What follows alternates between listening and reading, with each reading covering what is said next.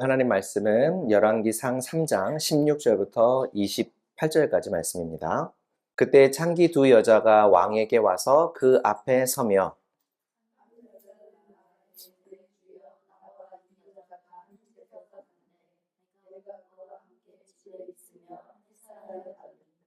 내가 해산한 지 사흘 만에 이 여자도 해산하고 우리가 함께 있었고 우리 둘 외에는 집에 다른 사람이 없었나이다.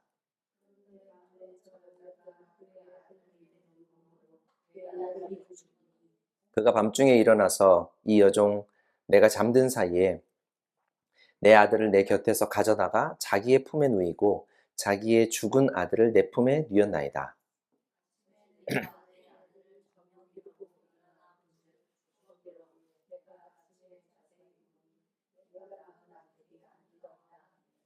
다른 여자는 이르되 아니라 산 것은 내 아들이요 죽은 것은 내 아들이라 하고 이 여자는 이르되 아니라 죽은 것이 내 아들이고 산 것이 내 아들이라 하며 왕 앞에서 그와 같이 쟁론하는지라.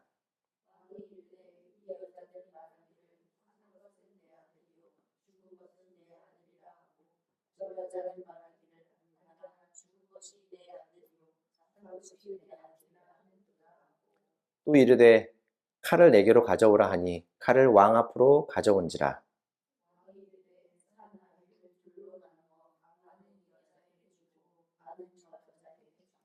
그 산 아들의 어머니 되는 여자가 그 아들을 위하여 마음이 불붙는 것 같아서 왕께 아뢰어 청하건대 내 주여 산 아이를 그에게 주시고 아무쪼록 죽이지 마옵소서 하되 다른 여자는 말하기를 내 것도 되게 말고 내 것도 되게 말고 나누게 하라 하는지라.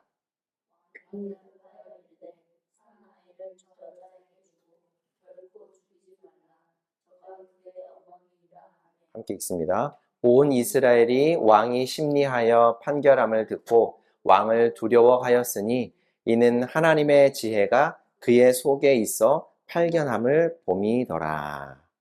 아멘. 오늘 우리가 읽은 이 열왕기 상이라고 되어 있는데요. 상권과 하권으로 나누어진 책인데 사실은 원래는 열왕기 상하가 함께 한 권의 책이었어요. 이 열왕기라고 하는 책은 이스라엘 왕들에 대한 기록입니다. 이스라엘의 다윗이 죽고 그의 아들 솔로몬에게 왕위를 넘겨주는 장면으로 이 열왕기상이라고 하는 책은 시작이 돼요. 우리나라에도 보면 그 조선왕조실록이라는 기록이 있죠. 500년 조선의 왕과 그 왕실을 중심으로 했던 조선의 정치나 문화나 사회나 외교 전반에 걸쳐 있는 방대한 기록이 바로 조선왕조실록이죠. 열왕기 상하도 400여 년에 이르는 이 이스라엘의 역사를 왕을 중심으로 해서 쭉 정리를 한 책이에요. 하지만 열왕기상 그리고 열왕기하는 이스라엘에 관한 객관적인 역사를 기록한 역사책, 역사교과서가 아닙니다. 이 책은 그 시대의 이스라엘 역사를 특정한 관점을 가지고 기록해 놓은 책이에요. 그러니까 객관적인 역사를 기술하거나 역사적으로 중요한 사건에 대한 정보를 다른 사람들에게 전달하기 위해 기록된 역사책이 아니라는 것이죠. 물론 역사를 기록한 모든 책은 역사를 기록한 사람의 의도나 목적을 완벽하게 배제하고 철저하게 객관적인 어떤 관점에서 역사를 기록할 수는 없는 거예요. 만약에 그렇다면 역사책은 절대로 다 기록할 수 없는 책이 돼버리고 말 거예요. 왜냐하면 동시대, 동시간대에 일어난 여러 가지 사건을 어떤 것이 더 중요한가, 그렇지 않은가를 판단하고 이것이 더 중요하니 이러한 사건들을 기록하자라고 가치 판단을 하지 않았다면 모든 사건을 다 기록해 놓아야 하는데 그러면 너무 많기 때문에 다 기록할 수도 없고 그리고 다 기록한다고 한들 어떤 사람이 그 기록을 다 읽을 수도 없겠죠. 그래서 역사를 기록하는 사람들은 모두 다 나름대로의 가치관을 가지고 목적을 가지고 중요한 사건들을 선별해서 기록하는 거예요. 성경도 마찬가지입니다. 여러분께 여러 번 말씀드렸지만 성경은 역사책도 아니고 과학책도 아니에요. 성경은 철저하게 하나님의 계시입니다. 하나님을 우리에게 소개하여 보여주는 기록이다라는 거죠. 그래서 사실에 기반한 역사를 성경에 기록해 놓았지만 그 기록을 통해 하나님이 어떤 분인지 우리에게 알려주려고 하는 하나의 목적을 가지고 기록한 것이 바로 성경책이고, 성경 안에 이스라엘 역사가 기록된 목적이죠. 만약에 그렇지 않다면 우리나라의 역사도 다 알지 못하는 우리가 남의 나라 역사를 배울 하등의 이유가 없지 않겠습니까? 하나님께서 작고 연약한 이스라엘을 구원하시고 그들을 통해 하나님이 어떠한 분이신지, 하나님의 나라와 영원한 생명이 무엇인지를 알게 하시려고 선택한 사람들에게 성경을 기록하게 하신 것이 바로 성경의 목적이죠. 예수님의 제자 요한이 요한복음을 쓴 목적에서도 우리가 알 수 있는데, 성경을 같이 한번 읽어볼게요. 사실은 많은 다른 징표들도 예수님이 자기 제자들 앞에서 해 보이셨습니다. 그것들은 이 책에 적혀 있지 않습니다. 그런데 이것들을 적어둔 것은 예수님이 그리스도 곧 하나님의 아들이신 것을 여러분이 믿게 되도록 하려는 것입니다. 또 믿어서 그분의 이름을 힘입어 생명을 얻도록 하려는 것입니다. 사실 예수님이 하신 다른 일들도 많이 있습니다. 하나하나 다 적어두자면 내가 생각하기에는 온 세상도 그 안에 그 적어둔 책들을 다 담지 못할 것입니다. 그렇죠? 자신이 쓴 복음서의 내용보다 더 많은 일들이 실제로는 일어났지만 그걸 다 쓰려고 했다가는 온 세상 책에 다 담아도 그 내용을 다 담을 수 없을 만큼 많았다. 그래서 내가 쓴 책에는 예수님이 그리스도고 구원자고 하나님의 아들이라는 사실을 명확하게 알리고 여러분이 그 사실을 믿어서 영원한 생명을 얻게 하려고 하는 목적을 가지고 요한복음, 이 복음서를 기록합니다. 라고 요한이 복음서를 기록한 목적을 밝히고 있죠. 그러니까 하나님께서는 예수님께서 살아계시던 그 당시 1세기에 중동 이스라엘 땅에서 실제로 있었던 일들을 요한을 통해 기록하게 하셨는데, 역사 교과서를 만들려고 하는 것이 아니라 예수님을 하나님의 아들 구원자로 믿고 구원을 얻게 하려는 목적이라는 거예요. 그러니까 역사를 전달하기 위해서 기록한 것이 아니라 이 기록들을 통해 예수가 우리의 구원자이심을 믿고 영원한 생명을 얻게 하려고 성경을 기록했다는 것이죠. 자, 오늘 우리가 살펴보는 말씀도 동일한 목적을 가지고 살펴볼 수 있기를 바랍니다. 오늘 본문에는 우리 모두가 잘 알고 있는 이름이 또 하나 등장해요. 우리가 지난번에 다윗을 처음 만날 때 했던 말처럼 아마 성경을 읽어본 적이 없는 분들도 이 이름은 한 번쯤 분명히 들어봤을 법한 이름입니다. 솔로몬. 그렇죠? 이 솔로몬이라는 이름은 지혜라는 말과 언제나 같이 사용하는 것 같아요. 솔로몬의 지혜, 솔로몬의 지혜로운 재판. 낯설지 않은 표현이죠. 오늘 우리가 읽은 본문이 바로 이 솔로몬의 재판, 솔로몬의 지혜로운 재판에 해당하는 본문이에요. 이 일화가 워낙에 유명하다 보니까 성경에 기록된 것인지 그렇지 않은지를 잘 모르시는 분도 있을 거예요. 사실 있는지 없는지를 아는 것보다 그 내용이 담고 있는 메시지가 더 중요한 거죠. 솔로몬의 선왕인 다윗이 죽고 솔로몬은 이스라엘을 다스리는 이스라엘의 왕이 되었습니다. 다윗은 아들 솔로몬이 왕으로 이스라엘을 다스리는 일에 꼭 명심해야 하는 일이 있다라면서 죽기 전에 유언을 남겨요. 그 말씀이 열왕기상 2장 2절부터 4절 말씀인데요. 나는 온 세상 사람이 간 길로 가려고 한다. 너는 힘을 내야 한다. 남자다워야 한다. 여호와 너의 하나님이 지키라고 하신 것을 지켜야 한다. 그래서 그분의 길로 걸어가거라. 그분의 규정들, 명령들, 법령들, 증언들을 지키거라. 모세의 율법에 적혀 있는 대로 해야 한다. 그러면 하는 일마다 가는 곳에서마다 내가 잘 될 것이다. 여호와께서 나를 두고 하셨던 말씀을 이루어 주실 것이다. 말씀하시기를 너의 자손이 잘 살펴 길을 가면서 내 앞에서 마음과 목숨을 다해 참되게 걷는다고 하자 하시고, 이어 말씀하시기를 그러면 너에게서 이스라엘의 임금자리에 오를 사람이 그치지 않을 것이다 라고 하셨거든. 왕으로 이스라엘을 다스리기 위해 명심해야 할 것이 몇 가지 있는데, 첫 번째는 마음을 단단히 먹어야 된다라고 가르쳐 주죠. 용기를 가지고 나라를 다스려야 한다라는 거예요. 여러분, 한 나라의 통치자로 살아가다 보면 얼마나 많은 선택의 순간들이 찾아오겠습니까? 하루에도 수십 번 혹은 수백 번의 선택을 해야 했을 거예요. 한 사람, 그리고 한 가정의 운명이 걸린 선택을 할 때도 사실 우리는 굉장히 부담스러운 순간을 마주하지 않습니까? 혹 내가 하는 이 선택 때문에 내가 어려움을 당하면 어떡하지? 우리 가정이 힘들어지면 어떡하지? 이런 생각들 많이 하죠. 그런데 수많은 백성의 운명이 걸린 선택을 한다라는 것이 얼마나 두려운 일이겠어요.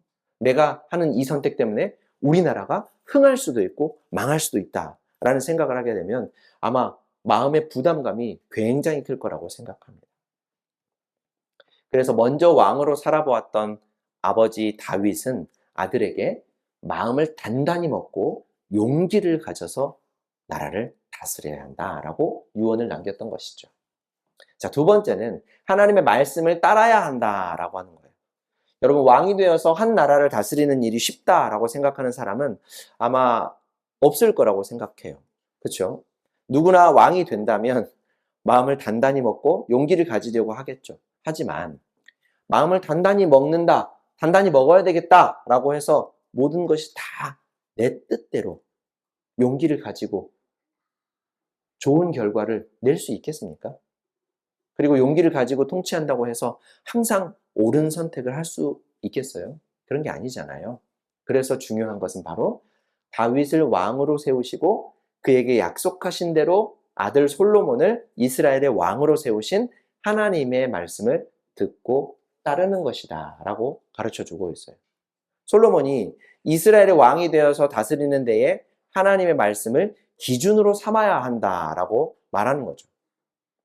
무엇보다 하나님의 말씀을 기준으로 삼아야 되는 이유는 다윗과 솔로몬을 이스라엘의 왕으로 세우신 분이 하나님이시고 하나님은 다윗과 솔로몬을 이스라엘 백성을 위해서 왕으로 세우셨기 때문이에요. 한두 사람의 호의호식을 위해서가 아니라 백성들을 위해서 이 사람들을 왕으로 세우셨기 때문이라는 거죠. 그리고 그 결과가 어떠한지 우리 미리 한번 읽어볼게요. 잘 보세요. 유다와 이스라엘의 사람 수가 많았다. 바닷가의 모래만큼이나 많았다. 그들은 먹고 마시며 즐거워하고 있었다. 솔로몬은 딥사흐에서부터 가자까지 강 건너편 온 지역을 다스리고 있었다. 유프라테스 강 건너편 지역의 모든 임금을 다스리고 있었던 것이다. 그는 둘레 모든 지역과 평화롭게 지냈다. 유다와 이스라엘 사람들은 저마다 자신의 포도나무와 무화과 나무 아래에 마음 놓고 앉아 지낼 수 있었다. 단에서부터 브엘세바에 이르기까지 솔로몬이 살아있는 동안 그러했다. 사울 왕의 시대에 백성들이 힘든 노역과 무거운 세금을 견디면서도 매일매일 불안한 삶을 살았던 것과는 다르게 평화롭고 풍족한 시대를 살 수 있었던 것은 하나님께서 다윗과 솔로몬을 통해 이스라엘을 다스렸기 때문이다라는 평가를 열왕기 기자가 하고 있는 거예요. 이스라엘 모든 왕들에 대해서 열왕기와 그 다음 책인 역대기에서 연속해서 기록이 되는 것을 볼 수 있는데 그때마다 기준은 바로 이 다윗의 길이라고 하는 거예요.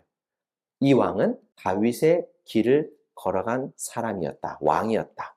하나님의 말씀에 따라 다윗의 길을 걸어가며 나라를 통치했다. 라고 하는 평가와 반대로 악한 왕에게 대해서는 이 왕은 다윗의 길을 따르지 않고 자신의 길을 따라 악한 일들을 하며 나라를 다스렸다. 이렇게 평가를 하는 것으로 볼 수가 있어요. 그러니까 다윗에게 약속했던 것처럼 너의 이름이 많은 이들에게 명예로워질 거다. 널리 널리 알려질 것이다. 라고 하는 것이 여기서도 드러나는 바죠. 아버지 다윗의 유언을 들은 이 솔로몬은 하나님께 제사를 드리면서 듣는 마음 또는 듣는 귀를 달라고 하나님 앞에 기도를 했습니다. 하나님의 말씀에 따라서 나라를 다스리기 위해 하나님의 말씀을 들을 수 있는 귀와 백성들의 말을 들을 수 있는 귀, 그리고 겸손한 마음을 저에게 주십시오라고 구했던 것이죠. 왕은 온 나라에서 으뜸 가는 사람이죠. 설령 왕의 능력과 지혜가 모든 사람보다 더 뛰어나지 않더라도, 더 지혜로운 사람이 있다 하더라도 왕은 그 사람의 말을 듣지 않고 자기 마음대로 할 수 있는 권위, 권력을 가지고 있는 사람입니다. 그런데 왕이 하나님의 말씀에 따른다라고 하는 것은 다윗이 그랬던 것처럼 나보다 더 높은 왕, 내가 왕이지만 나보다 더 높으신 왕이 내게는 있다라고 하는 뜻을 고백하는 거죠. 그래서 그 왕의 말씀에 따르겠다라는 믿음과 의지의 표현이었던 거예요. 하나님은 다윗의 경우처럼 이번에도 솔로몬에게 복을 주시죠. 그가 구한 듣는 마음, 낮은 마음, 듣는 귀와 더불어서 장수와 또 부와 정치적인 안정과 그에게 이전에도 없었고 이후에도 없는 지혜를 풍성하게 부어주셨습니다. 왕으로 이 나라를 다스리기에 필요한 모든 것들을 다 주시겠다고 약속하셨던 거죠. 그리고 오늘 우리가 읽은 본문은 하나님께서 주신 지혜, 듣는 마음이 얼마나 놀라운지를 잘 보여주고 있는 일화입니다. 두 여인이 솔로몬 왕을 찾아왔습니다. 그 여인들은 당시 사회에서 가장 천대받고 미움받는 사람들이었어요. 두 여인은 한 집에 살았는데 이 둘은 가족은 아닙니다. 아마 같은 일을 하는 동료였을 거예요. 이 두 사람은 거의 같은 시기에 아이를 갖게 되었습니다. 두 여인은 안타깝게도 아빠를 모르는 아이를 갖게 되었어요. 죄는 아니지만 지금 우리 사회도 미혼모를 고운 시선으로 바라봐주지 않죠. 자, 그렇다면 지금으로부터 약 3000년 전에는 얼마나 더 사람들이 그 여인들을 차별하면서 쳐다봤겠어요. 살 길이 막막하고 아이를 키우는 일이 막막한 두 여인이 하필 거의 같은 시기에 또 아이를 갖게 되었던 것이죠. 어느 날 한 여인이 먼저 아이를 낳았고 3일 후에 또 다른 여인이 아이를 낳았다고 그래요. 그런데 한 여인이 잠을 자다가 그만 실수로 자신의 아이 위에 누워 있는 것을 모르고 자다가 그 아이가 숨을 쉬지 못해서 죽게 되었던 거예요. 이것만으로도 너무너무나 큰 사건인데 더 큰 문제가 생겼습니다. 아이를 잃은 여인은 자신의 죽은 아이를 다른 여인의 곁에 눕혀놓고 살아있는 그 아이를 몰래 데려다가 자신의 아이라고 우기게 된 거예요. 살아있는 아이의 엄마는 아이에게 젖을 먹이려고 아침에 일찍 일어나 보니 내 아이가 죽어 있었고 자세히 보니 그 아이가 죽은 아이가 내 아이가 아니었던 거예요. 두 여인 모두 아이를 잃어버렸어요. 한 여인은 자다가 자신 때문에 아이가 죽었고 한 여인은 다른 여인이 자기 아이를 데려갔던 거죠. 이 사건에 대한 판결이 어려운 것은 그 집에는 두 여인과 갓난아이 둘 외에 이 네 사람 외에는 아무도 없었기 때문에 누구의 말이 진짜인지 누구의 말이 거짓말인지를 밝혀줄 수 있는 증인이 없어요. 또 누가 살아있는 아이의 엄마인지 누가 죽은 아이의 엄마인지를 확인해 줄 수 있는 사람도 없습니다. 실제로 갓 태어난 아이는 자기 엄마가 아니면 알아보기 힘들 수도 있잖아요. 이 경우 사실을 확인할 수 있는 방법이 전혀 없고 증거나 증인이 없기 때문에 이 사건은 해결할 수 있는 방법이 전혀 없는 사건이라고 봐도 무방해요. 재판은 철저하게 증거를 가지고 판단하잖아요. 성경에는 기록되어 있지 않지만 아마 솔로몬 왕도 이 사건을 접하고 난감했을 것 같아요. 어쩌면 여인들의 사정 이야기를 듣고 잠시 조용히 눈을 감고 기도했을지도 모릅니다. 하나님, 증인이 있는 것도 아니고 증거가 있는 것도 아닌데 이 일을 도대체 제가 어떻게 해결을 해야 합니까? 그리고 잠시 후에 마음속에 지혜가 떠올랐겠죠. 두 여인이 모두 살아있는 아이가 자기 아이라고 하고 죽은 아이는 다른 사람의 아이라고 하니 좋은 생각이 떠올랐다. 솔로몬은 신하에게 칼을 가져오라고 합니다. 신하가 칼을 가져오자 왕이 다시 명령을 내려요. 살아있는 아이를 칼로 반반 나누어서 두 여인에게 나눠줘라. 여러분, 이 솔로몬의 말이 얼마나 충격적입니까?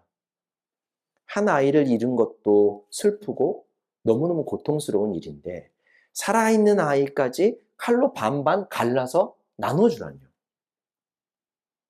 성경에 쓰여 있으니까 말이지 그렇지 않았다면 정말 입에 올리기도 무서운 말이죠.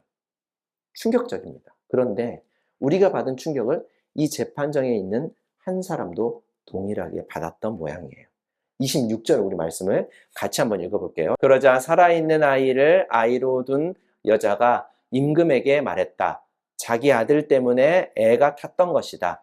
주제넘은 말씀입니다만 저의 주인님, 이 여자에게 주세요. 살아있는 아이를 절대로 죽이지 마세요. 그러자 다른 여자가 말했다. 나의 아이도 너의 아이도 되게 하지 말자. 잘라버리세요. 왕의 말을 들은 진짜 엄마는 숨이 멎을 듯한 충격을 받았던 거예요. 그리고 오직 아이를 살려야겠다라는 생각만 머릿속에 가득했던 겁니다. 설령 내 아이를 내가 키우지 못할지라도 죽여서는 안 되겠다라는 판단을 한 아이의 진짜 엄마가 이런 얘기를 하죠. 왕이시여, 아이를 절대 죽이지 마시고 저 여인에게 주십시오. 제가 포기하겠습니다. 아니, 저 아이는 제 아이가 아닙니다. 그러니 저 여인에게 주셔서 아이의 목숨만은 살려주십시오. 어쩌면 엄마가 할 수 있는 당연하고 가장 현명한 판단이 아니었을까. 다른 여인은 이에 아랑곳하지 않고 이런 말을 하죠. 왕이시여, 아닙니다. 이 살아있는 아이는 결국 제 아이도 되지 못하고 저 여자의 아이도 될 수 없을 겁니다. 그러니 차라리 반반 나눠주십시오. 여러분, 이게 무슨 말입니까? 정말 무시무시한 말이죠. 내가 가질 수 없으면 다른 사람도 가질 수 없다는 지극히 이기적인 마음이고, 물건도 아니고 사람을 가리켜서 이런 말을 한다는 것은 엄마는 고사하고 정말 짐승만도 못한 사람이라고 말할 수밖에 없을 것 같아요. 이제 누가 진짜 엄마인지, 그리고 누가 거짓말을 하고 있는 것인지 자연스럽게 드러나 버렸습니다. 왕은 두 여인의 반응을 보고 살아있는 아이를 죽이지 말고 아이를 양보한 여인에게 주어라 라고 판결을 했습니다. 솔로몬 왕의 재판 내용과 결과를 백성들이 듣고 왕을 두려워했다라고 말합니다. 그 이유는 왕이 재판할 때에 하나님께서 주시는 지혜로 공정하고 정의롭게 판단한다는 것을 사람들이 알게 되었기 때문이라고 하죠. 여러분, 법 그리고 재판하면 가장 먼저 떠오르는 상충되는 두 말이 있어요. 모든 사람은 법 앞에서 평등하다라는 말과 유전무죄, 무전유죄라는 말이요. 아마 법 앞에서 모든 사람이 평등하다면 가난한 사람이나 부유한 사람이나 배움이 짧은 사람이나 배움이 많은 사람이나 지위가 높은 사람이나 혹은 천대받는 사람이나 모두가 법 앞에서만은 평등하게 똑같이 재판을 받아야 살기 좋은 세상일 거예요.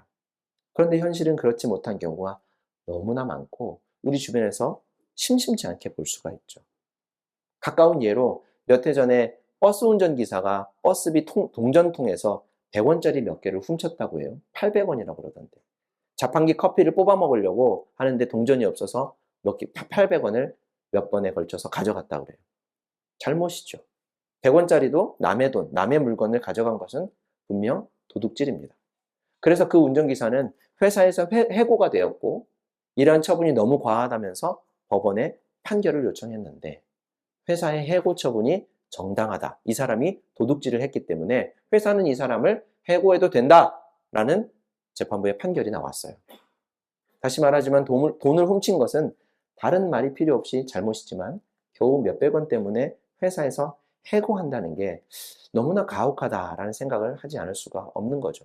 근데 반면에 회사의 해고가 정당하다, 해고할 만했다라는 판결을 내렸던 판사가 이후에 변호사로부터 500만 원이 넘는 뇌물을 받은 일에 대해서 징계 처벌이 정당하지 않다라는 판결을 내렸어요. 그래서 이 검사가 500만 원이 넘는 뇌물을 받았지만 이 검사의 직위를 해제한 것은 잘못되었다라고 해서 이 검사는 복귀시켜줬던 거죠. 몇백만 원은 액수가 크니까 나쁘고 몇백 원은 액수가 적으니까 나쁘지 않다라는 그런 얘기를 하는 게 아닙니다. 적어도 법은 도둑질한 모두에게 평등해야 하고 공평하게 판결을 내려야만 하죠. 그런데 몇백만 원을 받은 고위 공무원은 눈 감아주고 몇백 원 훔친 운전기사는 처벌한다라는 것은 분명히 정의롭지 못한 일입니다. 정의로운 사회라는 것은 억울한 사람이 없는 사회라고 말할 수 있어요. 그런데 방금 말씀드린 대로 억울한 일을 당하는 사람은 대부분 가진 것이 별로 없고 배움이 많지 않고 명예나 권력이 없고 주변에 힘 있는 사람이 없는 사람들이 이런 일들을 많이 당합니다. 그에 비해 가진 것이 많고 배움이 많고 명예나 권력을 가진 사람들은 웬만해서는 억울한 일을 당하지 않아요. 오히려 명백한 잘못도 덮어지는 경우들이 많죠. 그럼 우리나라만 그러겠습니까? 정도의 차이가 있을 뿐이지 사람 사는 세상은 다 비슷비슷해요. 조금 더 정의롭고 조금 더 불의할 뿐인 거죠. 하지만 하나님의 나라는 그렇지 않다라는 게 오늘 성경이 말하는 겁니다. 오늘 솔로몬의 법정에 찾아온 두 여인은 당시 사회에서 가장 천대받는 사람들이었어요. 우선 고대 사회에서는 여성은 남성과 평등하게 대우받지 못했던 것을 우리가 잘 알고 있죠.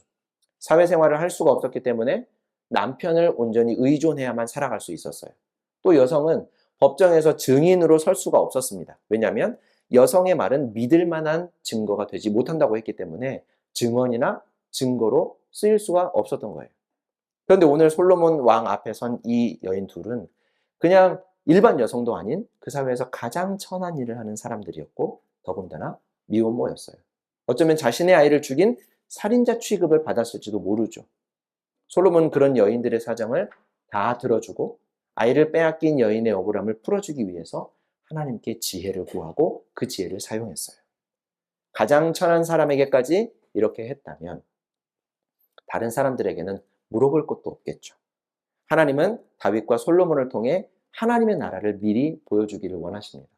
영화의 예고편처럼 다윗과 솔로몬의 통치를 보면서 영화의 본편, 후의 완성본으로 나오는 하나님의 나라가 이렇다라고 하는 것을 미루어 짐작해 볼 수 있게 하시는 거죠. 그리고 실제 예수님이 이 땅에 오셔서 이와 같이 행했던 것을 우리가 잘 알아요. 우리가 지난번에 살펴보았던 부적절한 일을 행하던 여인이 예수님 앞에 끌려왔을 때 그녀를 끌고 와 고발했던 종교 지도자들과 주변을 둘러싸고 있던 군중들을 예수님은 꾸짖으시고 부끄러움을 당했던 그 여인을 오히려 감싸주신 사건을 우리가 살펴보았었죠. 자, 사랑하는 성도 여러분, 하나님의 나라는 억울한 이가 없는 나라예요. 하나님께서는 자기 백성들에게 반복적으로 여러 차례에 걸쳐서 이와 같은 말씀을 하셨어요. 여러분은 객이나 고아의 소송을 맡아 억울하게 재판해서는 안 됩니다. 과부의 옷을 저당 잡아서도 안 됩니다. 여러분이 이집트에서 종살이 하던 때에 억울한 일을 당했던 것과 하나님이 여러분을 그곳에서 자유롭게 풀어주셨던 일을 기억하시기 바랍니다. 우리도 살아가다 보면 억울한 일을 당할 때가 있죠. 그때 정의로운 하나님의 나라를 믿고 의지하면서 살아갑시다. 또 억울한 이가 없는 하나님의 나라를 기억하면서 잘 견디고 이겨내 보자고요. 한편 우리가 억울한 일을 당하는 사람들을 도울 수 있는 때가 찾아오기도 할 거예요. 그때에도 우리 왕이신 정의로운 하나님을 기억합시다. 또 우리가 소망하는 하나님의 나라에는 억울한 이가 없다라는 것을 기억합시다. 하나님께서 우리를 솔로몬처럼 억울한 이들의 억울함을 풀어주고 우리가 생활하는 삶의 현장에서 정의가 실현되게 하시기를 바라고 또 하나님의 선한 뜻에 순종하는 우리 모두가 되시기를 주님의 이름으로 축원합니다. 사랑과 은혜가 풍성하신 하나님 우리 아버지, 우리를 사랑하시고 우리를 살펴주시는 은혜에 참 감사합니다. 처음 우리가 하나님 앞에서 죄인이라는 사실을 알게 되었을 때 다 이해되지 않고 수긍이 되지 않아서 어쩌면 억울한 생각이 들었을지도 모르지만 하나님의 말씀, 진리의 말씀을 통해 죄인인 우리 자신을 인정할 수 있게 하시고 하나님과의 깨져버린 관계, 고갈되어가는 우리의 생명에 대해 알 수 있게 하신 은혜에 감사합니다. 그리고 죄인, 깨져버린 관계, 생명이 고갈되어가는 그 자리에서 우리를 그리스도 예수의 피로 건져주신 은혜에 감사와 찬송을 드립니다. 주님, 하나님의 선하신 뜻이 하늘에서 이루어지고 우리 안에서 현실이 된 것처럼 우리 삶의 현장에서도 실현되도록 주의 도구로 우리를 온전히 사용하여 주옵소서. 우리 각자가 책임 맡은 자리에서 공의와 사랑을 실천하여 억울한 이가 생기지 않게 하시고 억울한 일을 당한 이들이 그 억울함을 해소할 수 있게 일하여 주옵소서. 그래야 우리 삶을 통해 정의로운 하나님의 나라가 널리 알려지고 우리 주 예수 그리스도의 은혜와 사랑이 더 많은 이들에게 전해지게 하여 주옵소서. 예수님의 이름으로 기도합니다. 아멘.